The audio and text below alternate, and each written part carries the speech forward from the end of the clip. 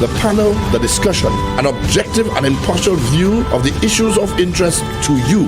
Nation Beat is on now. Good day and welcome to this very special panel discussion on diversity and inclusion in journalism and the arts. And this is being produced by the Cultural Development Foundation as part of its Art and the City. That is their brand for the St. Lucia Jazz and Arts Festival. And of course, we are in the throes of St. Lucia Jazz and Arts 2024. And the educational aspect of jazz and arts is really important if we are to think about the future, the longevity, the sustainability of this event. And the Cultural Development Foundation is making it happen through interactions like these. And so we do hope that you can enjoy this really interesting conversation with a really wonderful panel that we've gathered here today. And in fact, as I mentioned, of course, the focus journalism and diversity in journalism and the arts, and every one of the individuals here is certainly not camera shy. They, in fact, have been doing this for a living for quite some time. You know a lot of the voices that you're going to be hearing in a little bit as well. And so I'm going to start off perhaps with the thorns and then go to the roses. And on my far end is Mr. Stanley Lucia. He is, of course, no stranger to you, especially if you follow the news quite often. His voice very well known, in particular with the Association of Helen Television System, HTS. We, of course, I'm here as the moderator for today's event, Calix George Jr. And we have a very, very special guest joining us of St. Lucian heritage, but has spent her life, born, I believe, as well in the United Kingdom of St. Lucian parents. She is a face you may have already seen when you follow the BBC, where she spent almost 18 years, I think. 21? Oh, the time is ticking. In there, she is Brenda Imanis, and I've got a very long bio to read about her, which I'm going to share in just a bit.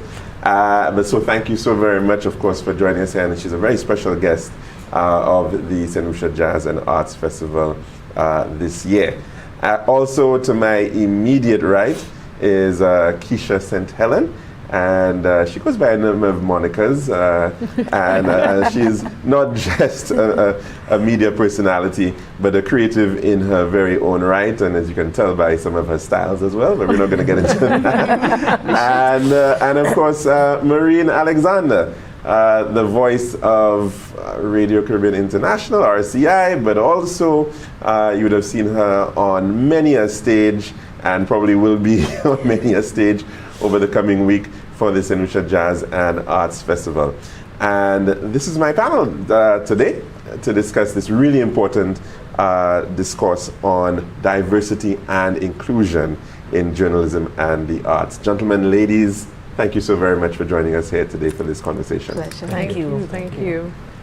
Now, I should probably get to you right away, Brenda, as the star of the show and having that international exposure in this area. And I do also know that you do quite a lot of leadership guidance and discourse about that and the issue of inclusion, especially coming from the United Kingdom, where that's a major issue. How do you get people to be interested in that inclusion? But before any of that, a lot of St. Lucians will want to understand, what is your story? So maybe you could give us a little bit about that and how you got interested in journalism as well as the arts. It was partly by default, really. When it became, I studied as all kids do, and I wasn't quite sure what I wanted to do a profession.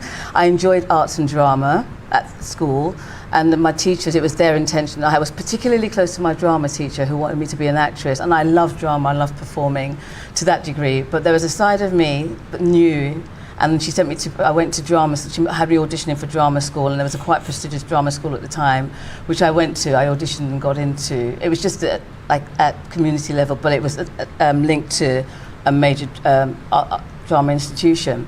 And I liked the idea of acting, but I didn't really like the idea of it being as a profession, partly because I don't like the drama of rejection. And also, I think intuitively I knew it would be quite limiting. I'd seen many actors, I knew quite a few actors, and I didn't like the feeling of being, I guess, suppressed in the potential of the roles that I could play. And although I enjoyed it, I never saw it as a profession. And I was always curious about people. I think innately I love people. I'm fascinated by people. I can literally sit in a cafe and watch people all day and make up stories in my head about them and their lives, and I love storytelling. I think I always did that as a kid. I was a performer. I was the one who couldn't sing but would sing in the dining room, in the privacy of I would entertain. I'd love watching television. So I was stimulated by the visual, and I liked expression. But I was also slightly shy, which is quite difficult to understand. I was, I guess, more self-conscious than shy. And when it came to making a choice about my career, they just started media studies, which was all new and all exciting. And what appealed to me about it was the diversity of things that you could study. It was a course that was brand new, it was explorative. I could do women's studies, I could do journalism, I could explore radio, television, filmmaking, all of that. So it suited my personality. But it was a very challenging and demanding course to get on because it was new and exciting. But with the help of my teacher, I managed to get on that course. And I'm a strong believer in the universe setting out your fate anyway, and you just kind of if you're brave enough and courageous enough, you'd be guided. And I got onto this media studies course, and I guess that was the beginning of my fate. I discovered journalism. Radio was there. I didn't like my voice at the time. I didn't like listening to my voice. And there was potential to do television, and I enjoyed writing. I used to write anyway. And I freelanced while I was doing my degree for a newspaper, the national black newspaper in the UK. And the editor saw my potential, so I was freelancing as a journalist anyway. So I was one of the few that finished my degree and had a job to go to. So I became a print journalist, and that's how I started becoming officially a journalist. I did drama on the side. I enjoyed it, but I knew it was just a hobby, and retaining that being a hobby. And that was the beginning of a very long road. Television came much later, because television for me at the time was all male. You had to be Oxbridge. There was a type of person that made it in television, and I was the complete opposite of that, so never thought I would get in. And eventually, I'll probably tell that story later, I applied for the BBC. And it's interesting that you're raising that, because you just mentioned that you were actually afraid, a shy person, introverted, and afraid about that rejection about, I'm not going to get this role. But then yet you still ended up in a situation where you were breaking down those ceilings. You were getting into fields that... I don't know if it was conscious or passion. I think, and some of it is fate, and some of it is hard. I have family that have really strong work ethic, and my daughter now says, I don't want to work like you. But I'm fueled by... I don't mind hard work, and I don't think if you're doing what you love, you see it as work. I can work till 2, 3 in the morning if I'm doing what I'm doing. So I never really... I guess I was fueled by passion and curiosity than feeling, oh my God, this is a real graft. For me, the real challenge was navigating the career. I think I found that much more difficult and quite lonely sometimes, because you're right, Will. I made a choice to go into a field where not many people look like me. Fortunately, the two that I saw on television as news presenters that gave me the art of the possible, made me see it was possible to get into television. It was Trevor McDonald and Moira Stewart, which you probably may or may not be familiar with, and they were news readers. I didn't see anybody in the arts. I saw actors, yes. I knew dancers. I used to dance as a kid, so I knew dancers and stuff, but there was nobody that was doing what I was doing. And even when I got into the BBC, I was the only female correspondent in the newsroom at the time, and I was the only black person and black female correspondent at the time. So yeah, it's breaking ground, but you weren't conscious of that. You were just doing your thing and trying to do it well, because it's more about pleasing not letting down my family, and knowing that as one of the few black people there, you don't want to mess up. And that's the pressure to feel. I knew later I had friends that worked in the same field, and they said, you put too much pressure on yourself. But I had this feeling that there's so few of us that are allowed into that mainstream space that you want to be exemplary, and you don't want to mess it up for the next person. They think, they're rubbish, I'm not going to take them on board. So I guess I've constantly lived with that pressure to be professional, to give my all, and to do my best. Now I can accept I'm not always going to be 100%, but I'm older now, so it matters less. But I did feel that innate pressure to make my family and whoever came behind me proud. Right. And that's an interesting motivation, definitely. Maureen, I just want to bring you into the conversation. I mean, you've been in the business, so to speak, for a little while. Did you have that same feeling as Brenda coming into the space of radio broadcasting, for instance? Was it male dominated? It was dominated by male, and I got a hard time in the beginning. But like Brenda, I just wanted to. I had a passion for the thing, and I was not paying attention to all of the things that was going on around me. If I was to stop now and look back, I'd realize there was quite a few, things that were, they tried a lot to deter me.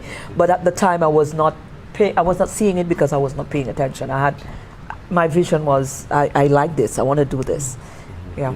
And Keisha, I mean, you've started off, you're not, I'm not going to give you away your age, of course, but we're about the same age. And so you've been in the business not too long, but your experience coming in, I mean, by that point, I would say trailblazers like Maureen had already been around and they'd made a space for you. Been there a while, to be honest. I started in media 2010, 2011, and I was in news reporting, the serious side and getting the sensational and I remember my news director saying to us all the time, you need to see what's different. What are you doing that sets you apart from the others? And then I gravitated into radio, and I was still doing news. I still wasn't sure if that was for me the seriousness. I did get applauded for my work because, again, I wanted to follow what my news directors used to say to me. And then I went into programming, and then I ended up on air. And again, male dominated. I ended up on the afternoon shift where it's only men. Maureen is there now. In my time back in 2011, 2012, that was Radio St. Lucia. I was the only, everybody else on that shift were men. And it's only now that I'm getting to know quite a few veterans tell me, we used to listen to you. And I was like, why did y'all tell me that then? But I went through it and tried to fit in things that would set me, and I'm hearing Brenda's story, what would set me apart? What are the things that would set me apart? I'm the only woman. I wanted to be entertainment because it was the party zone, but then still takeaways of a little bit of something informative and education. So I had to try and balance the two and set myself apart. Stanley, I mean, you're the man in the panel here. You're probably thinking as well, even this conversation from a St. Lucian context is, we've already reached that. We've broken down all of these things already. And perhaps it's even the reverse now, in that we're probably going to be seeing a completely female-dominated media space, if we're not already seeing that. Yes. Is that, I mean, tell us about that transition over the years. Yeah, for sure. Because when I became part of the media in St. Lucia, and HTS, Valerie Albert Favre was a key person. She was female, she was, and how should I put it, and very assertive in a sense. And as far as her femininity goes, in terms of ensuring that, that we show an appreciation and an understanding for what was just beginning to develop in terms of women's respectability, women's acceptance in a number of other areas and a number of roles. So she had been basically a trailblazer, and so you came into this and from a different perspective that the others did. But for me, the attraction to media was storytelling. I believe it's the most enduring thing that people can do. And I always look at news and think it's not terribly dissimilar from what happened, let's say, thousands of years ago, when our ancestors would, at the end of the day, sit under a tree near the fire and give account of their various lives. And I say to reporters, effectively, this is what we're doing, and we have new devices to do it, but it's effectively telling stories of what happens. And the storyteller, if we look at in history, often became the priest, often became the lead person, because you are a very, very significant person in the community, being able to relate to what happened, giving and getting the essence from all of it, and sharing it with everyone else. Yeah. That's a really important point that you're making about the importance of storytelling. And you know, we speak of history, but now we of course have to speak about her history as well, her story, and that importance. I mean, Brenda, I mean, you go online right now and you'll see tons of YouTube videos about Brenda. I think there's one about you at the Oxford Story Museum, and all about, you know, developing a good story and the importance of the balancing of the story, even from a female perspective, from different perspectives. I think that's the art of what we do, and fundamentally for them, that's what drives me. It's being able to tell the story, and I guess as individuals, the magic of it, I guess, is to tell the story in your own unique way. You were saying they told you to develop your own USP. I think when I started at the BBC, for example, I felt at the time, and I think you do, especially as a woman or a black woman, you feel you have to fit in. You want to stand up, but you know the best way to success, if you look at the value system that you're working under, is to fit in. So you would tell a story the way they saw the men do. I remember I stood in as a radio show, and I was asked to take over, and it's a very high-profile woman that did the story. It wasn't a man, it was a woman. But I could literally hear my voice becoming her voice. She has a very strong, deep way of speaking. And subconsciously, I think I began to emulate that. And you're in the newsroom as well. And even when I was selling stories to my editors, automatically your value system is to think of, well, what do they want?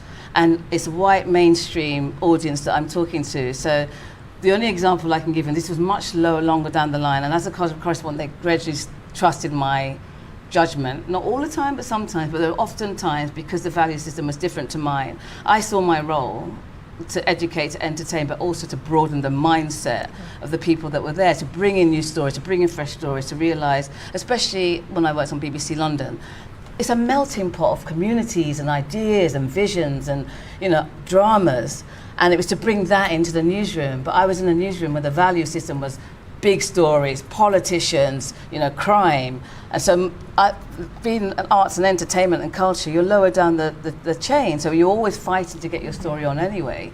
But then you're fighting to get your story on that will appeal to Mr. and Mrs.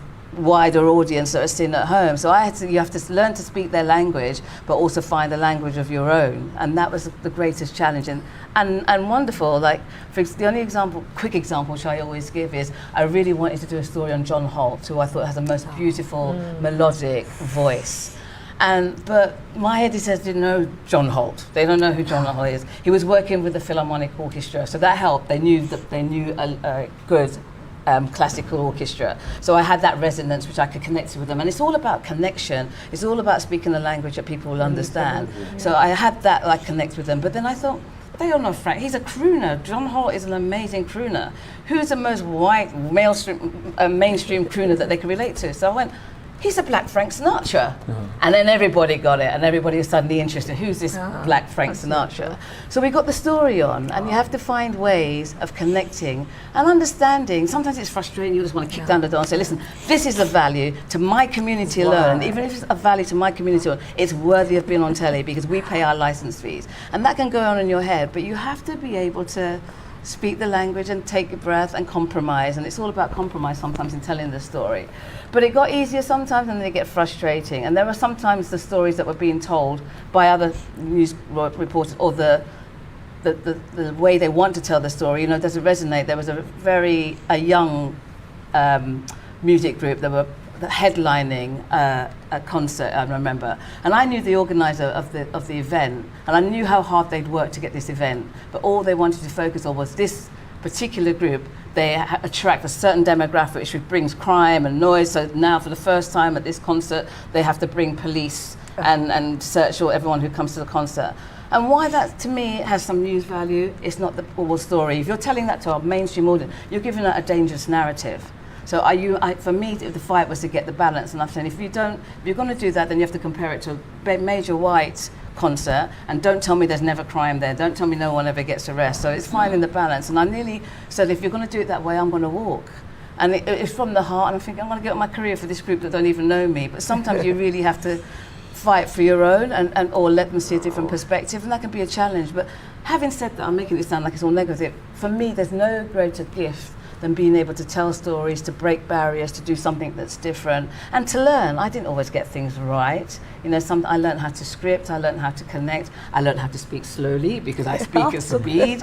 You know, it's a beautiful education on both sides of the fence. So I think we are very privileged to have the opportunity to tell stories, to share other people's stories, to wake up the minds of wider audiences, even to break through to wider audiences. And that's a great thing coming here. Now, the one thing I've realized, there wasn't a cultural development foundation when I used to come to St. Lucia years ago. This, for me, is progress. I don't have a government at home that puts arts and culture as an important and understands the transformative power and the significance of art in the way that I'm seeing happening here. And that excites me as a Lucian. That makes me more and more want to be an ambassador. We're very excited about that. Kudos to the Cultural Development Foundation, and thanks to that, Brenda. But hold that thought a bit, because we're actually due for a break. So we're going to take it, and when we come back, I do want to get into some of these little threads that have been developing here, especially about the matter of news value and getting those stories out. Very important, of course, for our future of journalism here in St. Lucia. We'll be right back. Experience the St. Lucia Jazz and Arts Festival 2024. Embark on a global musical journey at World Beats on May 11th. Featuring Afrobeats legend Davido. I'm unavailable.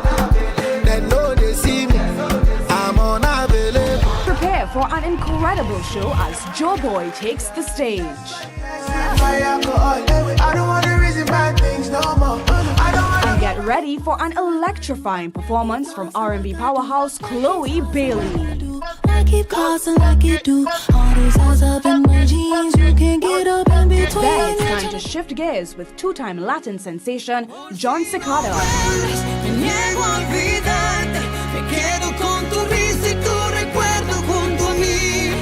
And the compa harmonies of Vibe.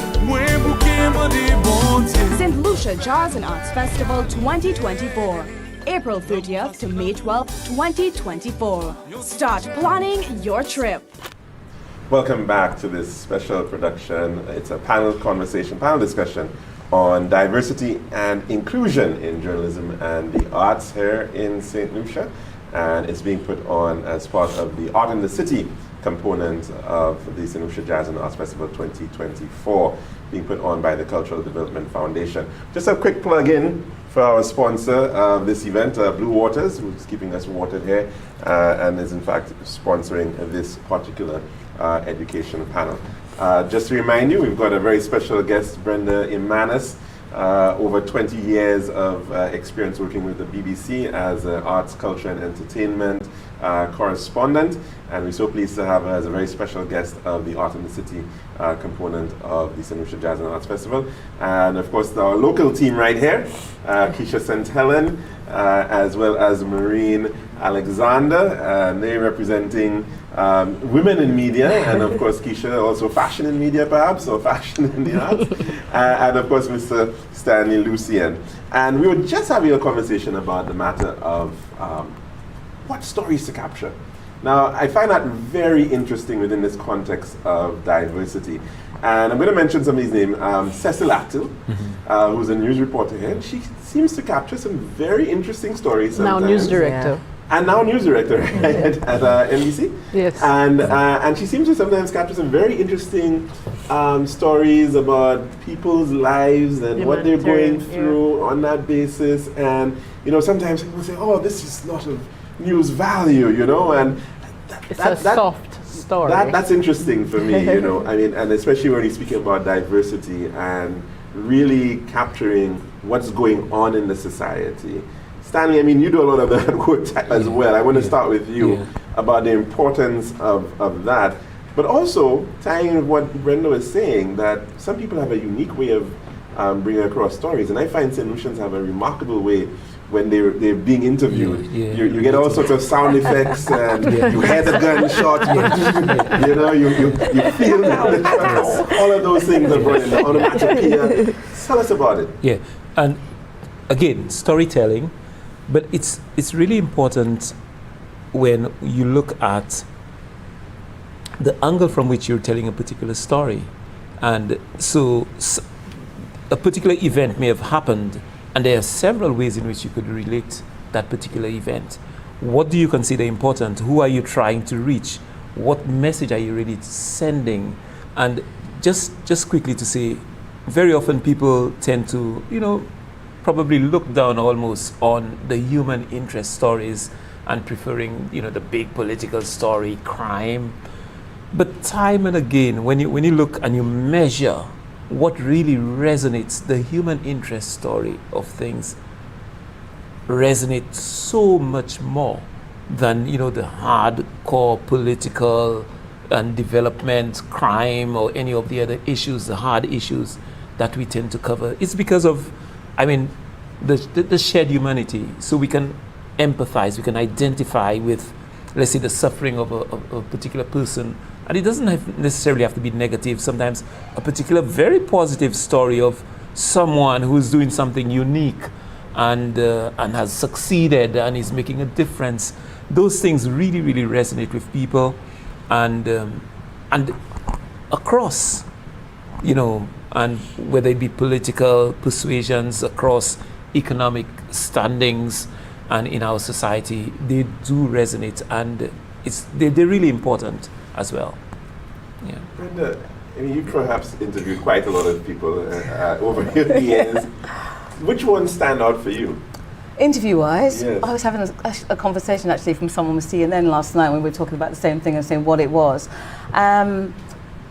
I guess that when you do the bigger names, there's a nervousness, and sometimes for me, it's not the bigger names that I get excited about, because there's a whole machine in front of them that you have to get past before you even get to them.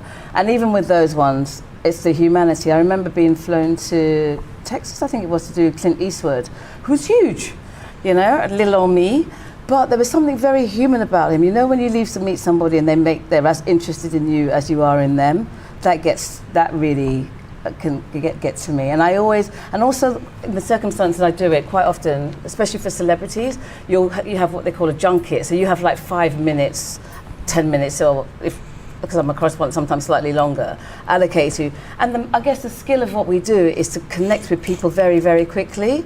And if you're in a situation where you're going in after people all the time and they've been asked the same questions all the time, I always start with something very, very different. Or I'll just be human and ask them how they are. Because if you have to sit there and answer journalists who don't want to know the same thing about the same film, it can get to you. So I always go from the perspective that everyone's human. So people I've always enjoyed, I guess he was one. Will Smith is always a dream, despite, poor man, what's been happening with recently. He's always very insightful and human, and he knows what he has to deliver. I don't mind a challenge in an interview. I don't mind if people want to be difficult, and I've had, very rarely, but I've had them, and they're challenging. They're good for you, because it sharpens your skill set, how you get around that. So I've been blessed in that a lot of the big artists I've done, a lot of the huge name celebrities. I'm trying to think who I'd really like to do. I'd like to do Chandra. Those which have surprised you, though, in terms of your own emotions? In terms of how they've got to me as a human level? Found yourself almost wanting to cry or engage in that? In terms of celebrity interviews, no, it doesn't. But yeah, I've met people that have, and I've befriended a mother whose child had leukemia. And her and her partner formed the African Caribbean Leukemia Trust. It was Daniel DeGale, a young boy, but it drove that couple so much, and they started a huge drive in Britain to get black people to sign up to give blood, because it's unique, our DNA and what we can give, and they need blood from our community, and we're very shy at doing all that. We're good at talking appropriate to action in terms of that. It was lacking. So the motivation and the drive in which they formed this, the trust, was always really good to me. I also knew Stephen Lawrence's mother and parents, so watching their journey, watching the racism which they had to put up with constantly, the injustice, that always still drives me in anger, and that's outside of my own sort of arts and entertainment. I started in news and current affairs, so, and I enjoyed it, but I was drawn to the arts, I was drawn to creative, so that's why I moved into that. But I think they're probably the two that really stand out, and usually, and I've remained friends with them, so if they got to me that much, they're now part of my life in that respect. Right. And Maureen, you do quite a bit of interviews Interviews with as artists well. in particular. Yes. And I'm wondering, I mean, maybe artists are pretty easy because I was thinking from the perspective that they'd be willing to talk and they might be Not willing to really. express Not themselves. really. Some of them No. can be very, very difficult, difficult. very condescending. And it depends. It's like Brenda says, you know, your approach is different. You know, I've learned that if you go with this whole interview type attitude, you tend to get that. But if you go on your more laid back and you don't say, "What's up, man? You all right?" And then you start to warm them up, and then they start to calm down, and then you can have a conversation rather than an interview, more of that And sort. that's the thing. That's the thing. Right, but I was wondering, can I ask Yes, Brenda? also, please. I was wondering, Brenda, though, with all of that going on, I mean, that does not apply to you, thank goodness, but we've got a lot of young people coming into the industry now, and we've been seeing a shift. We talk diversity, and maybe they are misinterpreting diversity and what it means. Yes, you can be a little bit more laid back because we now see presenters of news no longer sitting there like this. They could crack a little joke, they will do things of that sort. So we are seeing diversity, but I think I'm wondering if through that diversity we are seeing a lot more of the breaking down of the core values. We talk sensationalism, where persons. Yeah, we want to connect, but how far are we willing to go to connect? Are we willing to distort to connect, or should we? Is there some core values that we should not? You, Brenda. There's a fine line. I think it's professionalism. I think that the core value should be that you're professional and you do the job. And I do see a lot of young people. And also there's a misconception about what we do, especially if you do arts and entertainment. Everyone assumes it's glamorous. Yeah. It's hard work. Sometimes you're standing around for hours waiting for people. Sometimes they're really difficult. There's not the glamour. There's a myth of glamour in the industry. And yes, there is a privilege of doing the job, but there is and I do meet a lot of observe a lot of younger people that will come in and think, I want to be in that because I want to be famous. Yeah. If that's why you're doing it, honey, you're going to come out of it really quickly or realise that's not how you do it. And then there's this whole, which has frightened me a lot. And I do social media, but I don't do a lot of it. I don't have millions of followers because I don't court that. And I feel, when I do an Insta post, I feel I have to justify why I'm doing it. It's not because I want you to see my fancy cake. It's that I have to try and explain why I'm there and what I'm doing, which is very awesome. It doesn't work in my favour. Totally doesn't. I don't have huge following. And a lot of the value system, even in newsrooms now and even for programming and jobs, the value is how many followers have you got? What are you bringing to it? And a lot of these young kids, they know how to court that. And for a lot of them, it's more, I've seen too much now where I think it's more about them than the story and about it. There's too much of the peacocking as opposed to the professionalism, and that for me was or they don't do the research. The amount of times I've gone into and observe and they'll go, so tell me about it. If you've done your research, you'll know what to ask and you'll know how deep you can go and you'll ask something very different. I've seen people, there's too much of not. That the professionalism, not taking it seriously. And if you want to be taken seriously, you have to be serious about what you do. And I don't mean you have to be anal and do the hours that I did. That's changed, and media changes, and the pace at which we work changes. But I do feel there is a level of profession we shouldn't go beyond. And I think to get diversity in, and that's the challenge for us. If we want younger people in, if we want a working class, as well as middle class kids working in our field, we have to have a happy compromise, and they'll not always be slick, but they may have something unique to bring to the table, and we're seeing more and more of that happening. Back home, there's a lot of reality stars that are becoming the stars of news and TV and programming and that. I just bite my tongue, and that's just the way of the world. It took me time to get used to, but it's just the way it is. But for me, the professionalism and respect and knowing that this is a privilege and an opportunity doesn't mean you can't. But yeah, sometimes it does frustrate, but we can't have everything. Before that, because I'm sensing that Stanley wants to jump in here. Yeah, and before you even jump in, Stanley, because of what Brenda just said, the issue about knowing your audience and the changing audience as well. The issue of social media. A lot of people are not necessarily even going to watch a half-hour news production at this point in time. They might just want about 30 seconds. Is the newsroom making that leap, do you think? And some are. So you have almost a separation. So you have the standard newscast, And at the same time, they do things for social media coming out of this. So they're responding basically to both sort of audiences. You have the traditional people, I imagine people like your father, my mom, who want the standard newscast and the long story. That doesn't appeal to a lot of the young people now. So you have to connect with them. How do you reach them? How do their attention span? How long is that? It's not very long. And they want something that excites them. You have to get, in other words, I want to bring home a particular point, but how do I do it in a way that can have you first to listen and second to appreciate what I'm coming across with? One small point I want to make, just to bring in the whole idea of diversity and inclusion, is everyone has a story. Everyone has a story. And if you just take time to, it could be the simplest person on the street, and you start to question the person, everyone, that's my conviction, has an interesting story to tell. Some have many, don't they? Some have many. No, some, but everyone at least has an interesting story to tell. It's the art of being able to get that story from that person and presenting it in a way that, appeals to your audience. But everyone has a story.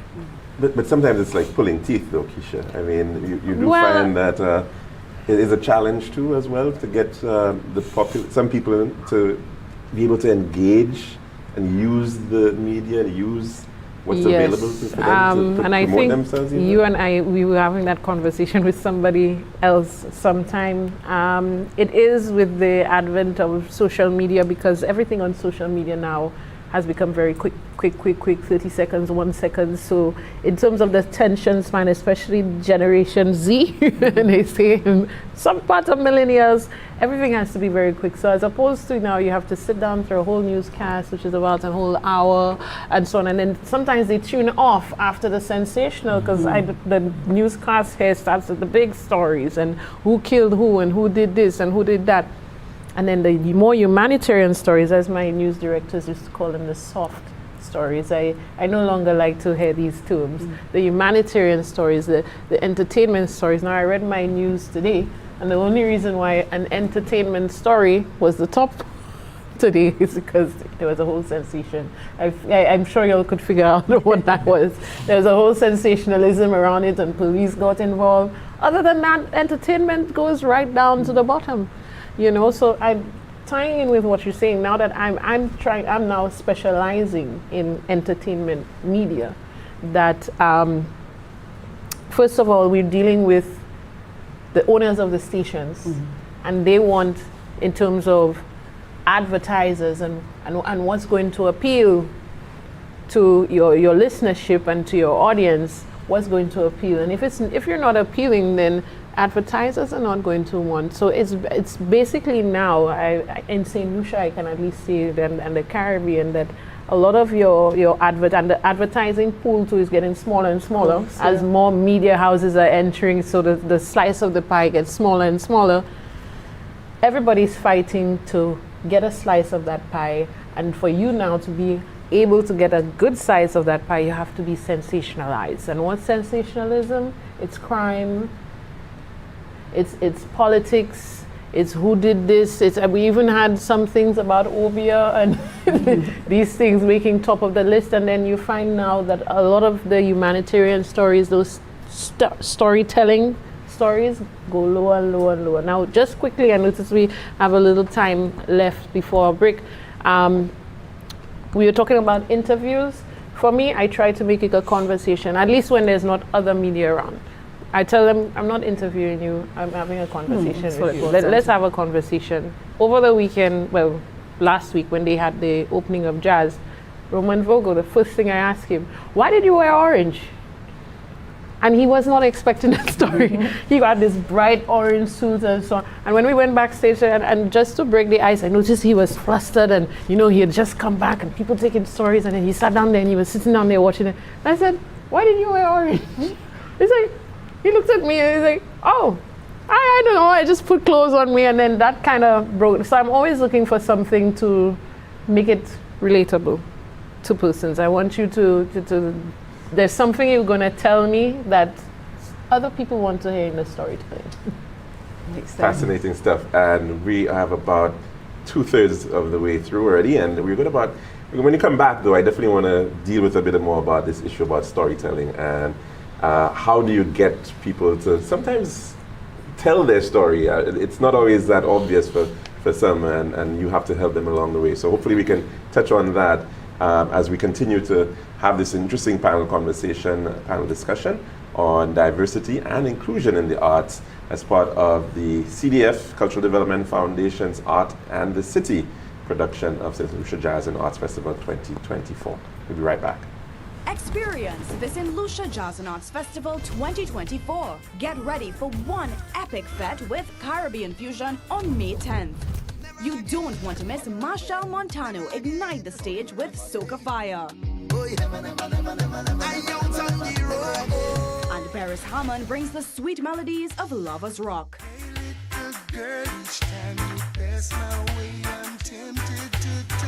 Then dive into the conscious reggae vibes with Misha.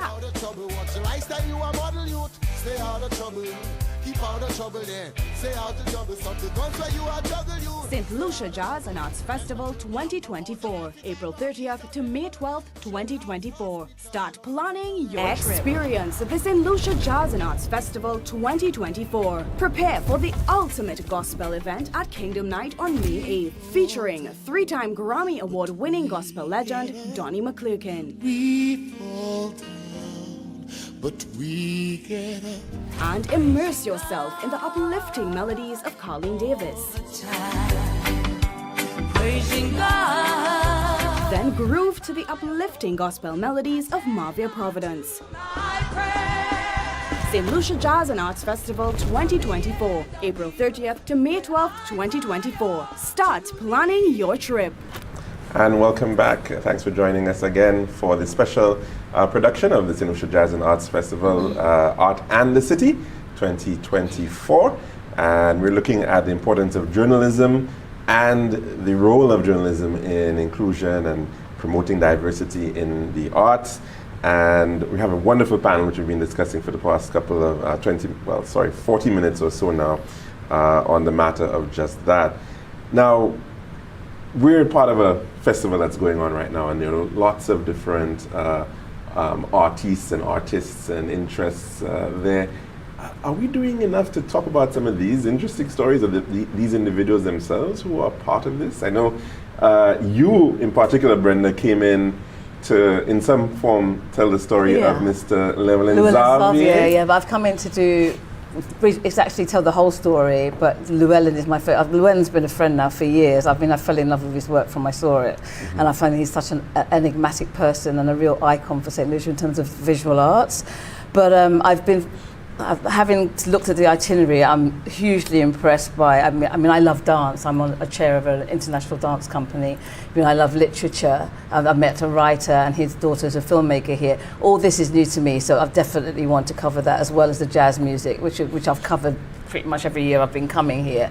So I have a preference for covering the arts this year more than I do, and I will obviously cover the jazz, but I'm excited by the number of creatives that are burgeoning from this little island and have potential to do so well internationally. And I guess Llewellyn is testament to that. When given the space, when given the support, when given the encouragement, and already have the skill set, the potential. I was saying just before we came on air about how it feels like it's Africa's time now. African music, Afrobeat, African fashion. I did a documentary for BBC World on African fashion designers, and I used to work in fashion for 6 years on a fashion program. But it's their time, and the reason it's their time is because they're unapologetic about what they have to offer the world, and they're doing everything they can to do that. And I think here lies the potential for the Caribbean to do exactly the same, with government support, with community support, with the confidence of the artists. And you mentioned as we came on air, it's back to Africa. It's figurative, I think you said. Yeah, I was saying the term that we use, repatriation, back to Africa. Yeah, when they said that we would be going back to Africa, based on what we were having that discussion, based on what's happening, fashion, entertainment, even health-wise, organically and so on, we're doing that figuratively and not literally. Which means that will include Yes. us here. And, what And it will have some sort of influence on the Caribbean, on us around the world in terms of being unapologetic and exploding with our creativity. So I've been, well, it's about 2 years, I keep saying that we are going back to Africa, but not literally, but figuratively. Yeah. Oh, we are Africa already. Well, yeah, we are. Part of that is post-George Floyd, where the mainstream woke up to the fact that, hold on, too many people, news-wise and both creatively, and so have many been, others, has been ignored and given us the opportunity to kind of work the mainstream. But I guess we mustn't always. We have to if we want mass audiences. But I think if you get the foundations right where you are and boost from where you are, then the potential. Then if you're good, they have no choice but to recognise what you're doing. And I think probably that's what we've seen happening in with the confidence in Lagos and Nigeria and Ghana and places like that. And it can be replicated. It's being replicated. You have international stars. You have a phenomenal athlete doing great stuff worldwide. You have phenomenal artists doing stuff worldwide. Now, I just want to throw in a point though, Brenda, that, and coming to the local context, that you with the BBC, in fact, somebody was telling me recently they find the BBC is doing, it's mostly about documentaries now. You can't get the news. And I thought that was a very interesting statement. But you have a lot of these major public broadcasters, whether it's BBC, Deutsche Welle, PBS, whatever, they have the capacity to develop these stories, these documentaries, these in-depth analyses and shift the storyline to a greater elevation of understanding. We're a little bit challenging, aren't we, Stanley? And I mean, Tisha as well. I wrote that down, under-resourced. You're pretty much just doing the news, and it's a day in cycle. You don't really have the time to develop those big stories, The do you? resource is Time, very important. resources, So often people say, well, why don't you pursue this? And that may involve, in terms of personnel, equipment that you really can't afford. So very often you're just skirting the issue and not going as in-depth as you'd like, And so that's major. But also we need to look at social media, what it has done as well. One of the things it has done in terms of niche. So before you had to be, if you going through the major broadcasters, you had to have largely broad-based appeal. But with social media, first of all, you don't have all the gatekeepers, so you can do your stuff. It has the advantage that, and you can go in terms of cost, a lot cheaper. You've seen a lot of films done Made on iPhones. phones. Right. Yes, and then Bloggers. you can upload and appeal to a niche. You may not appeal to, a really broad audience, but that niche, because you can reach worldwide, it might be 200 in St. Lucia, 10,000 in the UK. And we often talk about, in terms of the financing, that's the other part of the resources, that it can sustain itself. So you now have the ability to go and do something that wouldn't have the sort of mass appeal, but you can come out and put out that story. And that's the exciting thing about, and the positive thing about Social media. social media and technology, the ability, it democratizes everything. Exactly. It does. It means if you want to be a filmmaker, you can be a filmmaker. If you want to be a rapper, you can be a rapper. If you want to be an artist and put your work on find a platform for your work, you don't have to wait for permission, and that is very exciting. Yeah. It's almost intimidating for someone in my Yes. generation because Yes. they do it so quickly, Yeah. and young people are so good at all of that. Yes, So yes. where they might not get on the major mainstream platforms, they can still find their platforms, still Yes. find their audiences, and probably be wider than they would have if they were like at the bottom of a news agenda with a certain audience watching only. And this has a bearing for inclusion and diversity. So now you may be unique in your own way. You can afford to put out your story, or you can put out the story of somebody or some group that's very unique that wouldn't have the sort of appeal before.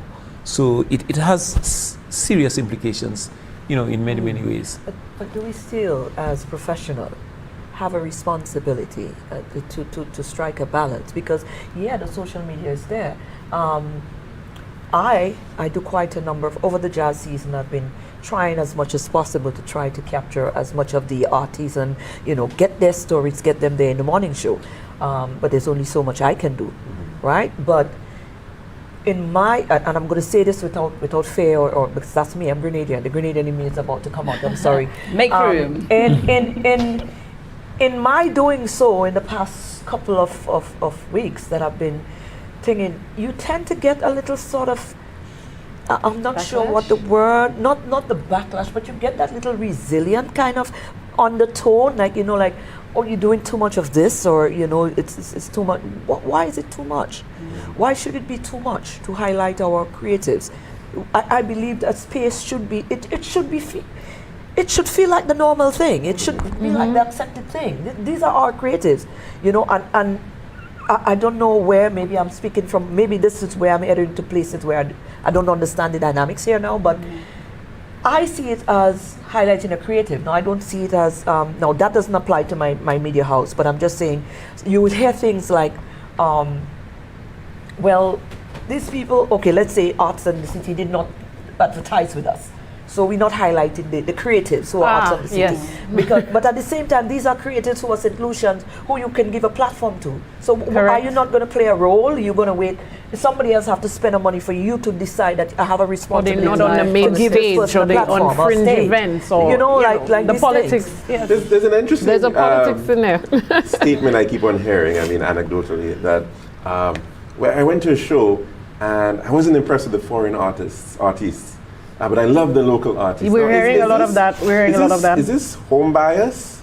Or is it that, you know, we really have some amazing artists right here that are not getting the kind of platform and exposure that they require? I think it's a little bit of both. I'm realizing that St. Lucians are more starting to understand the importance of embracing your own, as they say, homegrown. Some people don't want to say local, as if local is a bad word. It's not. It might, as if it's degrading. It's not.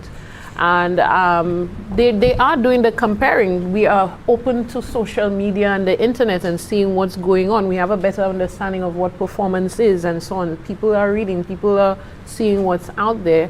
And so they're having a better appreciation, even for some of the stories of artists who are big now, who were smaller then, and realizing it was the support of their own in some way that got them to where they are now. So persons are now gravitating to that. I saw a lot of that on the weekend. Also with even the opening of jazz, I saw a lot of people doing that as well. People are now appreciating their own. I can tell you that when I was at Radio St. Lucia, I had to produce this show every day. It was an entertainment. Now they call it a podcast, but back then it was still called a program, 5 minutes. And my people wanted me to just go on the internet and just pull out the Rihanna and Kardashian stories. And so I said, no, there's sufficient local content. And they thought that I couldn't do it. And I proved to them every time. And then when it came around jazz season, I ensured that our local, and then people started to resonate with it. At first, persons were like, oh, but this was happening in Hollywood. And I'm like, but this was happening here. And I'm happy to see the transition has taken place, that we're starting to hone and embrace our own creators and our people. Persistence overcomes resistance, right? and that reality as well. Yes, go ahead quickly. But here is another tricky thing for us.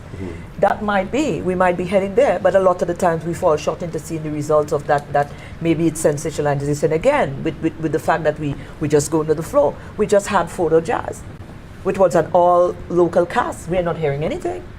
So sometimes we as the audience, we say nice things because it sounds nice.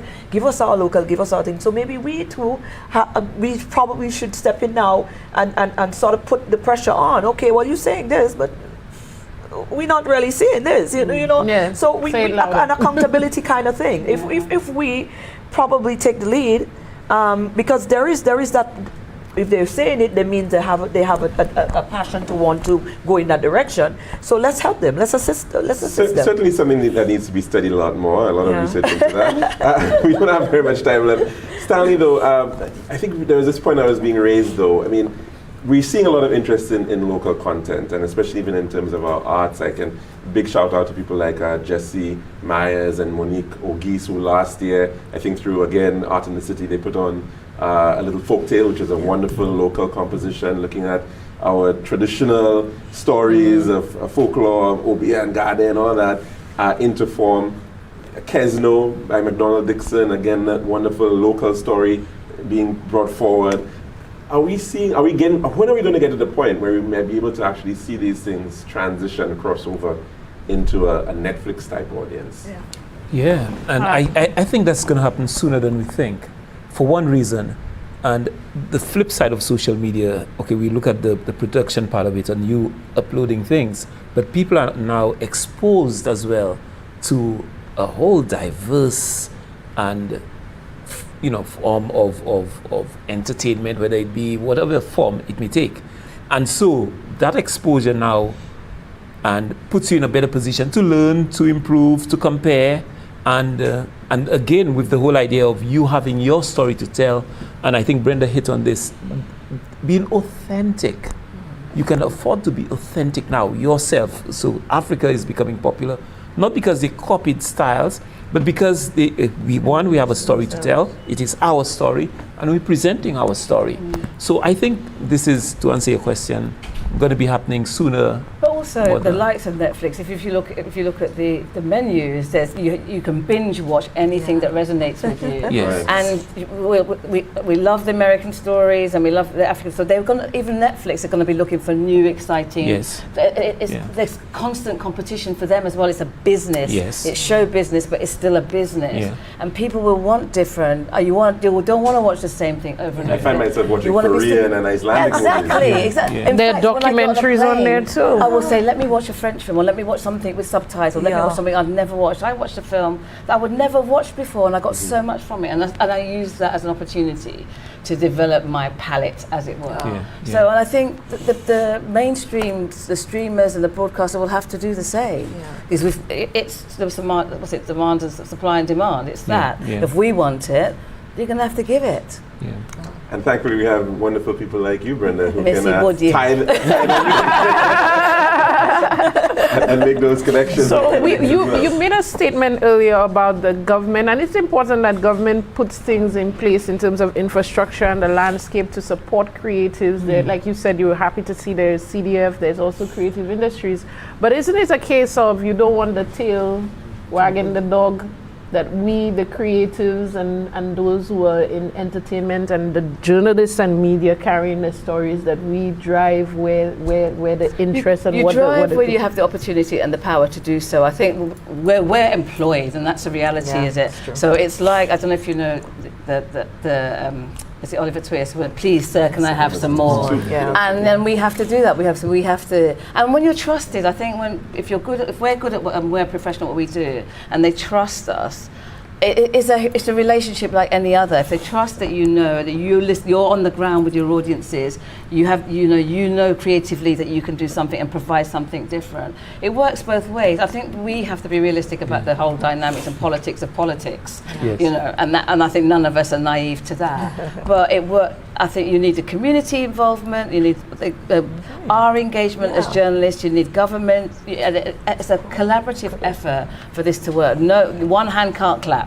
And that's just the reality. You certainly, just very briefly, need government. And I think one of the models we can possibly learn things from, when you look at the K-pop, Japan, Korea, how the government has played a very, very important and significant role in developing talent, and fashioning and organizing and structuring mega successful talent across Asia.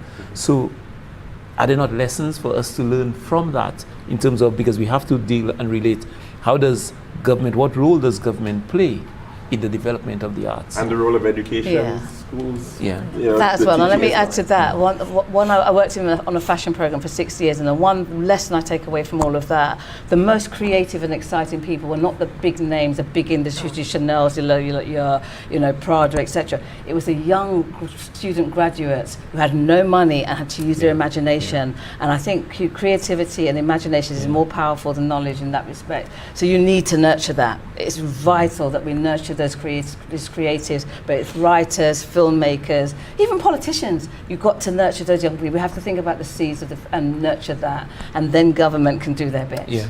Well, let's hope we have some unicorns, some Rihanna. Well, I just want to add 10 seconds. My message to artists has always been, and creatives, make a joyful noise. Be persistent, that they have no other option but to have to look and to have to support. They can't ignore it because it's out there, and they really can't ignore it. Make that joyful noise and be persistent. and unapologetic. You use that Yeah. word for the African team. Unapologetic about what you're doing. Absolutely wonderful. I think you're going to have the final word. Thank you so very much, Keisha, St. Helen, Stanley Lucian, Maureen Alexander, and of course, very specially, Brenda Imanas. Thank you so very much for sharing with us today this really wonderful panel discussion on journalism and the importance of diversity and inclusion in the arts. It's been a production of the Cultural Development Foundation. It's all part of Arts in the City for 2024. It's of course a aspect of the St. Lucia Jazz and Arts Festival, which we are very pleased to be promoting. And of course, thanks to our sponsor, Blue Waters.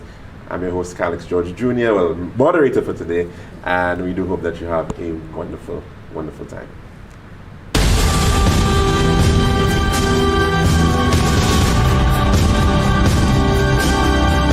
The panel, the discussion, an objective and impartial view of the issues of interest to you.